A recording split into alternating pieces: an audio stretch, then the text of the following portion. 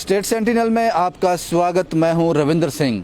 जो मैं आपसे कहने जा रहा हूं बड़ा ध्यान से सुनिएगा और वो लोग भी सुने जो प्रशासन में लोग बैठे हैं। ऐसा क्यों हो रहा है? क्या आप इसको जस्टिस कहेंगे? क्या ये बेइंसाफ़ी नहीं है? आप पूरा वाकया सुन लीजिए। 2014 में जेडीए ने, जम्मू डेवलपमेंट अथॉरिटी ने तकरीबन 127 प्लॉट लोगों को बेच दिए। 2015-2016 आते आते रजिस्ट्री भी हो गई, फुल पेमेंट भी हो गई। एक प्लॉट का 10 से 11 लाख रुपया आपने वसूला 127 लोगों से। ये नंबर 130 का है, लेकिन 3 लोगों ने बाद में सरेंडर कर दिया। 127 की पेमेंट आपके पास है। 2015-16 आते आते रजिस्ट्री भी हो गई इन्हीं लोगों के नाम पे। ये नंबर 127 का नहीं है, 15, 20, 25 होंगे। लेकिन आज तक 2021 हो गए, 7 साल से ज़्यादा हो गए, ये अपने प्लॉट में जा नहीं सकते, इनको पोजीशन नहीं मिला। पेमेंट पूरी हो गई, रजिस्ट्री इन्हीं लोगों के नाम पे है। उसके बाद क्या हुआ? जेडीए और यहाँ पे जिन लोगों का कब्जा था, शायद 1-2 घर रहे होंगे, उनके खिलाफ आपस में केस शुरू हो गया। उसके बाद थर्ड पार्टी ये लोग बने जिन्होंने पेमेंट सारी जेडीए को कर दी थी। इनका कसूर कोई नहीं है। अब सवाल ये है, सबसे पहले जेडीए को वो प्लाट जब बेचने थे, पहले उस इलाके को पूरा क्लीन करना था, वहाँ किसी का कब्जा ना होता। आप किसी की गाढ़े खून पसीने की कमाई ले रहे हो। और इन लोगों ने ये ज़मीन इसलिए ली थी जेडीए से कि वहाँ घर बना सकें। 2014 में अगर इनके घर बन गए होते, शायद तब 1 लाख का बनता, आज वो कीमत 2021 में आज बनाने जाएंगे 10 लाख का बनेगा। पहली बात ये। दूसरी बात, 2014-15 में इन्होंने आपको फुल पेमेंट कर दिया। 2021 तक इनके पास पोजीशन नहीं है। ये उसके कागज़ों में मालिक हैं, लेकिन ये घर नहीं बना सकते वहाँ पे। जो पेमेंट इन्होंने उस वक्त आपको कर दी थी, आज से 6-7 साल पहले, उसका इंटरेस्ट कौन देगा? वो पैसे तो वेस्ट है आज तक इनके लिए, किसी काम के लिए नहीं है। उसके बाद इन लोगों ने भी, ये थर्ड पार्टी बनकर ये भी कोर्ट में चले गए। 1 हफ्ता 10 दिन पहले एक और फैसला जो है वो आया है। उन्होंने, जिन लोगों ने उस प्लॉट पर कब्जा करके रखा है, उनकी जो पिटीशन थी उसको रद्द कर दिया। डीबी ने, डबल बेंच ने रद्द कर दिया। दैट मीन कि फैसला इनके हक में आ गया। अब ये लोग फिर एक बार 7 साल के बाद खुश हो गए, क्योंकि ये आम आदमी है, ये जल्दी खुश भी हो जाता है और नाराज़ भी हो जाता है। ये खुश हो गए कि अब हमें फाइनली जो पेमेंट हमने 2014-15 में की थी, शायद आज उसका कुछ मिल जाए। डबल बेंच ने फैसला सुना दिया कि भाई आप इसके जायज़ हकदार हो, जायज़ मालिक हो, आप जाओ घर बनाओ, ये घर आपके हैं, ये ज़मीन आपकी है। लेकिन जेडीए आज 10 दिन हो गए हैं, वो कुछ कह रही है, वो नामंजूर है। वो कहती है, जेडीए कहती है, जनाब वहाँ कितने घर है वहाँ पे? एक फैमिली वहाँ रहती है। और डबल बेंच ने इन लोगों के हक में फैसला भी कर दिया है। लेकिन जेडीए के जो वीसी हैं, जो इन लोगों ने मुझे बताया, वो कहते हैं जनाब ह्यूमैनिटेरियन ग्राउंड पर हम उस फैमिली को कैसे निकालें, सर्दी बहुत ज़्यादा है। जनाब अगर सर्दी बहुत ज़्यादा है, ह्यूमैनिटेरियन ग्राउंड पर आप उनको अभी नहीं निकाल सकते, तो ये फैसले आपने अपने घर में ही कर लेने थे। फिर कोर्ट में जाने की ज़रूरत क्या थी? कोर्ट की क्या मान्यता है, फिर क्या वैलिडिटी है जब फैसले आपने करने हैं? और दूसरा, जब एयरपोर्ट में, मुझे पता है जब आपने कब्जे हटाए थे, वहाँ कौन सा ह्यूमैनिटेरियन ग्राउंड आपने यूज़ किया था? जब एक म्यूनसिपैलिटी का बड़ा अफसर कोई कार्रवाई करने के लिए कह देता है, तो कौन सा ह्यूमैनिटेरियन ग्राउंड आप यूज़ करते हो? ये चीज़ें जो है मुश्किल में डाल देती हैं। और सबसे बड़ा सवाल है, इन लोगों ने 2015-16 में अपनी पेमेंट कर रजिस्ट्री इनके नाम पे है, लेकिन कब्जा इनके पास नहीं है। इससे ज़्यादा बदकिस्मती क्या होगी? और ये इनकी बदकिस्मती नहीं है, ये प्रशासन में बैठे हुए उन लोगों की, उस सिस्टम की बदकिस्मती है। कोई एक कारण बता दो कि इन लोगों को क्यों भुगतना पड़ रहा है? जिनसे इन्होंने लैंड खरीदी है, वो एक डिपार्टमेंट है, जेडीए, वो एक डिपार्टमेंट है। आपने ये ज़मीन बेच कैसे दी जब इस पर किसी और का कब्जा था? ये सवाल कुछ हैं। कुछ लोग हैं हमारे साथ। आपका नाम क्या है साहब? सर मेरा नाम विक्रम सिंह है। विक्रम जी पूरा क्या बात क्या है पूरी? सर हमने 2014 में जेडीए से प्लॉट अलॉट हुए थे, हमने वहाँ ड्रॉप निकला, हमारा प्लॉट निकल गया, 127 लोगों के प्लॉट थे। 2015 में हमने इनको पूरी पेमेंट दे दी, रजिस्ट्री हो गई। 2016 में हमें पोजेशन लेटर इशू हो गई 127 लोगों को। जब हम उन प्लॉट्स पे जाते हैं, 60 कनाल लैंड है वो, उस पर ये जेडीए वाले बोलते हैं कि उस लैंड पे स्टे है। एक फैमिली है जिसने 60 कनाल जमीन पे रूपनगर पे, जेडीए को पता है स्टे है, जेडीए को फिर बेच कैसे दी उन्होंने? ऑलरेडी वो स्टे जेडीए 2 बार वकेट हो चुका है, तीसरी बार वो आदमी दोबारा स्टे ले लेता है। जेडीए कुछ नहीं करता, उस जगह को कवर नहीं करता। जब हम जाते हैं तो ये बोलते हैं कि स्टे है, 2-4 महीने में क्लियर हो जाएगा।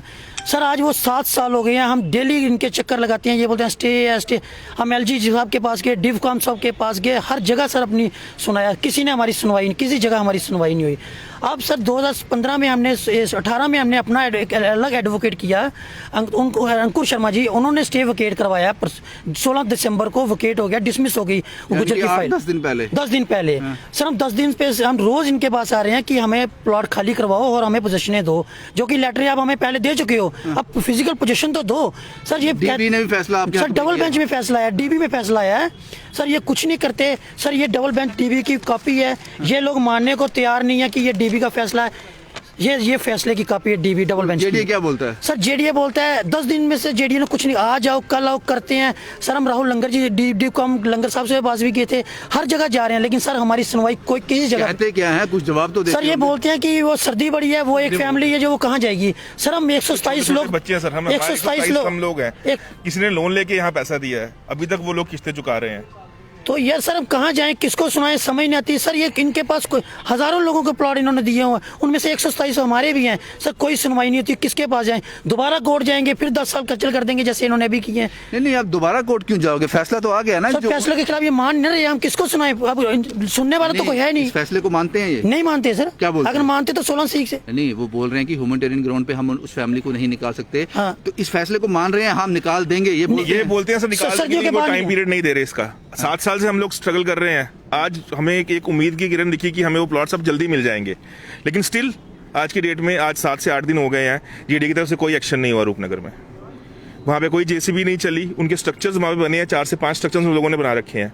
सर सिटी के बीचों बीच इन लोगों ने 60 कनाल गवर्नमेंट की जगह को कब्जा 60 करोड़ रुपए वैल्यू जमीन की। सर गवर्नमेंट वैल्यू 60 करोड़ है सर। जो प्लाट हमने 10 लाख का लिया था, आज की डेट में उसकी मार्केट वैल्यू वहाँ पे रूपनगर में 50 लाख है। तो सर करते कुछ नहीं सर, जो हमने कंस्ट्रक्शन करने का जो उस टाइम 2016 में जो कॉस्ट 10 लाख करनी थी, आज वो 50 लाख। आपको ये ऑप्शन दे रहे हैं कि सरेंडर कर दो। सर ऑप्शन कहाँ थे सर, ये खुद ही लेकिन आज की डेट में आप सरेंडर भी करोगे, आपने पेमेंट 2014 में की हुई है, आज 2021 है। तो सर उसकी पेमेंट थोड़ी करेंगे। मार्केट वैल्यू के हिसाब से पैसा देते हैं, हम सरेंडर करने को तैयार हैं, जो उसकी मार्केट वैल्यू है। अगर सर तो खाली क्यों नहीं करवा रहे जमीन? जब आपका फैसला आपके हक में आ गया तो फिर दिक्कत क्या है? सर ये फैसला है जो खाली क्यों नहीं होगी? फैसला क्या है कि उनकी जो पिटीशन थी उसको रद्द कर दिया, डिसमिस कर दिया सर उनकी पिटीशन। सर हमें प्लॉट चाहिए, हमें सरेंडर अब नहीं चाहिए। 7 साल वेट करके हम सरेंडर नहीं करेंगे। बोले हम प्लॉट ही लेंगे, हम रेंट पे जाएंगे। मेरे भाई मुझे एक चीज बताओ, आप डिवकॉम के पास आज की डेट में बात की जाए, सबसे बड़ी चेयर डिवकॉम ही है, या एलजी साहब है उसके बाद, तो फिर क्या सोच, कहाँ जाओगे? दिल्ली जाओगे? कहाँ क्या करोगे फिर? सर कुछ नहीं कर सकते, जो पिछले 7 साल से चक्कर लगा रहे हैं, कभी इधर कभी उधर। माध्यम से हम एलजी साहब तक ये अपील करते हैं कि इसमें खुद इंटरवीन करके जल्दी से जल्दी हमारा फैसला करवाएं और हमें प्लॉट्स की पोजीशन दिलवाएं। लेकिन ये तो बिल्कुल क्लियर फैसला है, इसमें चलो पहले बात होती कि मसला कोर्ट में है, प्रोसेस में है, चल रहा है, बात समझ आती थी। लेकिन जब उन्होंने उनकी पिटीशन को ही, दूसरी पार्टी की पिटीशन को ही रद्द कर दिया, कैंसिल कर दिया, तो फैसला आपके हक में आ गया। तो अब जेडीए जेडीए डिले कर रहा है। अब इनमें इनका कुछ वेस्टेड इंटरेस्ट है, कोई पॉलिटिकल इंटरेस्ट है, वी डोंट नो। ये उनकी सर एक बहुत बड़ी लाइबिलिटी है जेडीए की, 127 बंदों को प्लॉट देना, जो लाइबिलिटी ये लोग क्लियर नहीं कर रहे हैं। वो पैसा ये ले चुके हैं, पैसा ये ले चुके हैं। पैसा 2015 में चला गया सर किसको सुनाए, कहाँ जाए हम? मेरे भाई चलो बात आपकी मुझे समझ आती है, आप बिल्कुल जेन्युइन जो कह रहे हो, लेकिन ये सिर्फ ये कह रहे हैं कि ह्यूमैनिटेरियन ग्राउंड पे कैसे निकालें, या कोई और भी आपको? बस एक यही बात उन्होंने परसों हमसे ये बात की है वीसी साहब ने कि ह्यूमैनिटेरियन ग्राउंड में सर्दी बहुत है, उनके बच्चे कहाँ जाएंगे? एक फैमिली तो 127 एक फैमिली जो 127 फैमिलीज के बच्चे हैं जो किराए पे रह रहे हैं, जिन्होंने लोन लेके जगह के इनके पैसे भरे हैं, सर वो लोग कहाँ जाएंगे? पिछले 7 साल से, मतलब अभी यूटी बनने के बाद तो भी आपका कोई ह्यूमैनिटेरियन ग्राउंड नहीं है, उनका है, उनका है। जिसको डीबी ने नजायज कह दिया कि ये इनकी पिटीशन रद्द कर दी, उनको बोल दिया कि आप लोग इस जमीन के हकदार नहीं हो, उनका ह्यूमैनिटेरियन ग्राउंड है। आप लोग 127 लोग जो पिछले 6-7 साल से पेमेंट आपने फुल कर दिया है, आपके लिए कुछ नहीं। सर वहाँ पे उस जमीन पे और तो और वो कमर्शियल काम कर रहे हैं सर, डंपर बना रखे हैं उन्होंने उस जमीन पे ऊपर रेत बजरी पत्थर के, और कोई जेडीए का एम्प्लॉय वहाँ पूछने नहीं जाता, खिलाफ वर्जी वाला पूछने नहीं जाता कि ये स्टे है जमीन पे, डंपर कैसे खुल गया जमीन पे। सर वहाँ डंपर आप जाओ मौके पे जाओ, वहाँ उनकी जेसीबी खड़ी है, टिप्पर खड़े हैं, 60 करोड़ की वाइस जमीन चांसलर साहब का नाम क्या है? सर पंकज मगोत्रा जी हैं वीसी। मगोत्रा साहब, अगर आप मुझे इनवाइट करेंगे तो मैं आपके पास भी आ जाऊंगा। हो सकता है मैं आपका नंबर कहीं से ढूंढ के निकालूं, मैं आपको कॉल भी करूंगा। इस पर हम एक बात करना चाहेंगे आपसे, एक हेल्दी डिबेट करना चाहेंगे कि आखिर क्यों इन लोगों ने कह दिया कि जनाब फैसला जो है वो हमारे हक में आ गया है, डीबी ने फैसला दे दिया, डबल बेंच ने फैसला दे दिया है। अब ह्यूमैनिटेरियन ग्राउंड पर मुझे नहीं लगता कि आपको इनके 7 साल का क्या, जो 7 साल इन लोगों ने आपको पैसे दिए हैं, इनके नाम पर रजिस्ट्री हैं, उनका कुछ नहीं। ये सवाल ज़रूर हम आपसे कुछ पूछेंगे, शायद आपके पास कोई जवाब हो इसका जो हज़म हो जाए। भाई यही है जनाब, मुझे लगता है ये बड़ा बदकिस्मत है, ये बड़ा बदकिस्मत है। ये अगर इन्होंने प्लॉट किसी और से लिया होता, 2 इंडिविजुअल ने आपस में लिया होता, तो मुझे लगता है कि फ़ैसला आ जाना था, अभी तक फ़ैसला हो जाना था। लेकिन इसमें एक डिपार्टमेंट इन्वॉल्व है, आपने ये बेचा है, आपने पैसे लिए हैं लोगों से, तो इसको हम धोखा 420 नहीं कहेंगे।